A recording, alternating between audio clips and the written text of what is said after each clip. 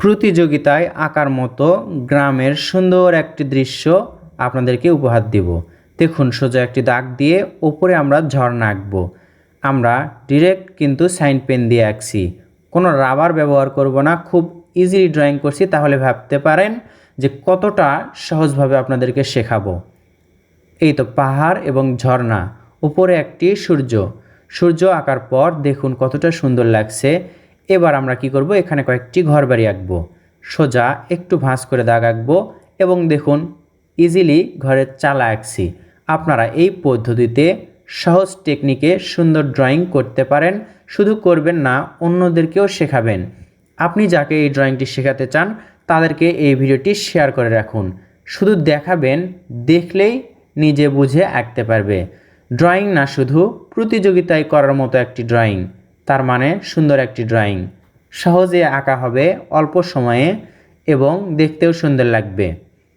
ঘরে দরজা জানালা আঁকার পর আমরা আঁকবো, দেখুন অপেক্ষা করুন, দৃশ্যটি আঁকা সুন্দর হবে।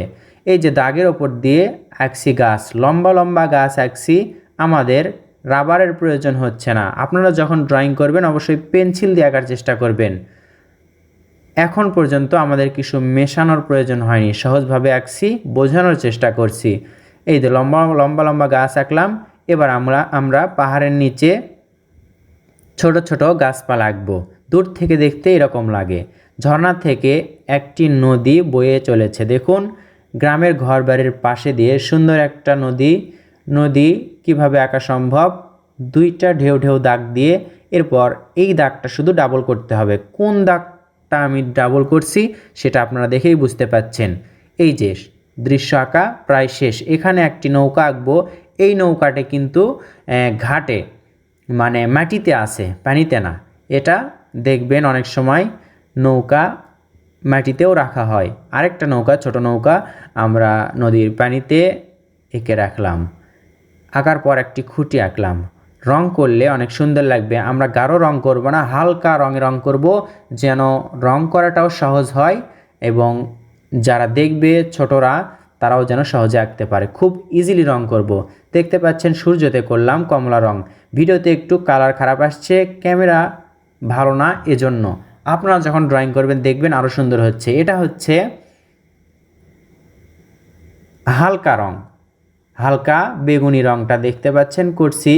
হালকা গোলাপি রংটা হলেও হবে, তবে বেগুনি রং করার চেষ্টা করবেন। একটু 19-20 বা অন্য রকম রং হলেও কোনো সমস্যা নেই।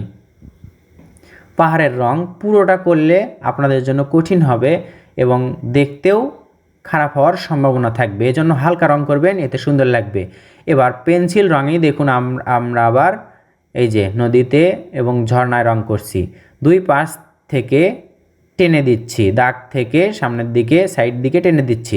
সোজা হবে দাগ, একটা ছোট একটা বড়, এরকম করে পেন্সিল দিয়ে আমরা দাগ দিচ্ছি। পার থেকে ডান দিকে আবার বাঁ দিকে হয়ে গেল নদীতে পানি আঁকা। এবার পানি রং করার পর আমরা গাছে করছি হালকা সবুজ রং। এরপর পাহাড়ের নিচে যে গাছগুলো আছে সেগুলোতে আমরা করছি গাঢ় সবুজ রং করা শেষ। এবার দেখুন ঘরের চালাতে রং করব। ঘরের চালাতে এমন রং করব যেটা হাইলাইট হয়, দেখতে সুন্দর দেখায়। আমরা কালারফুল রঙগুলো ঘরের চালাতে করছি, কখনো গোলাপি রং, কখনো লাল রং এবং কমলা রং। ঘরের জানালাতেও সেই রং করলাম। খয়েরি রং নিয়ে এবার দেখুন নদীর পাড়ে ডাবল দাগের মাঝে করলাম। এবার এই খয়েরি রংটাই নৌকাতে করব, তাহলেই কিন্তু প্রায় শেষ হয়ে যাচ্ছে। এবার আমরা হালকা সবুজ রং নিয়ে এই যে পেন্সিল দিয়ে দেখুন টেনে টেনে ডান দিকে টানছি, নদীর পাড় থেকে ডান দিকে টেনে দিচ্ছি, কোনোটা ছোট কোনোটা বড়, যেরকম করে নদীর পানি আমরা রং করেছি, কালার করেছি। একই রকম করে এই পাশেও আমরা আঁকছি ডান থেকে বাঁ দিকে। তাহলে দেখুন খুব ইজিলি সুন্দর একটি দৃশ্য আঁকা হলো এবং রং করা হলো সহজেই। বেশি রং করে হিজিবিজি করবো না, ছোটদের সুবিধার জন্য সুন্দর একটি ড্রয়িং করে দেখালাম। আশা করছি এই ড্রয়িংটি করলে আপনার প্রতিযোগিতার জন্য বেস্ট হবে এবং সুন্দর লাগবে। কেমন লাগলো আপনাকে কমেন্ট করে জানিয়ে দিবেন। ভালো লাগলে লাইক করবেন এবং শেয়ার করবেন অন্যদের মাঝেও, যাতে তারা সহজেই ড্রয়িং শিখতে পারে।